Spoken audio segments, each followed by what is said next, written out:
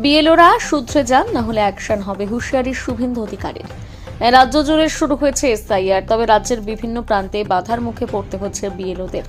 এমনকি বিএলওদের মারধর হুমকির ঘটনাও সামনে আসছে। এই আবহে কাকিনাড়ায় গঙ্গা আরতিতে অংশ নিয়ে হুঁশিয়ারি দিলেন রাজ্যের বিরোধী দলনেতা শুভেন্দু অধিকারী।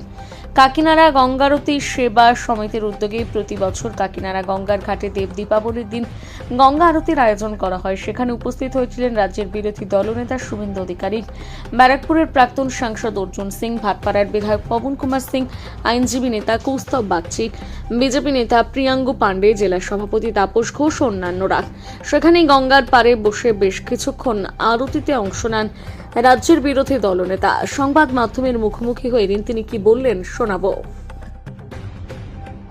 আপনি পোস্ট করেছেন জয়নগর থেকে ব্যারাকপুর রাত্রি 11:30টার সময় রোহিঙ্গা অনুপ্রবেশকারী বাংলাদেশের মুসলমানদের নিয়ে জয়নগরের এমএলএ বিশ্বনাথ দাস তার শালা উইন বিশ্বাস খানা খুলে পতাকা নিয়ে হাঁটছে।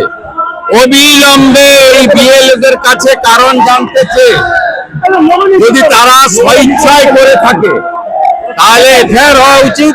আর তাদের যদি চাপ দিয়ে কেউ করিয়ে থাকে, যারা চাপ দিয়েছে তাদের বিরুদ্ধে এফআইআর হওয়া উচিত। আগামীকাল ইলেকশন কমিশনের সিনিয়র অফিসার জ্ঞানেশ ভারতী সহ অনেকেই বাংলায় আসছে। আমরা প্রস্তুত আছি অভিযোগ করার জন্য, আমরা প্রস্তুত আছি।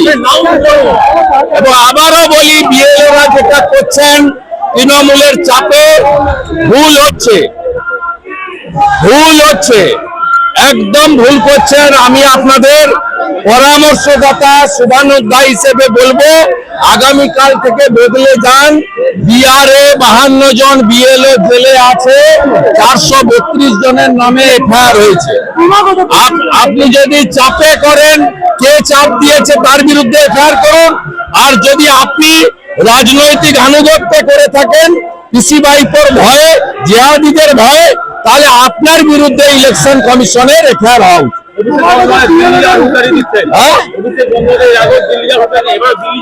ওর কথার কোনো মূল্য আছে? এই লোকটাকে বলেছিল যে একে আমি হারাবো, ইনি ওকে 19 সালে হারিয়ে দিয়েছিল। 19-এর কথা মনে করুন।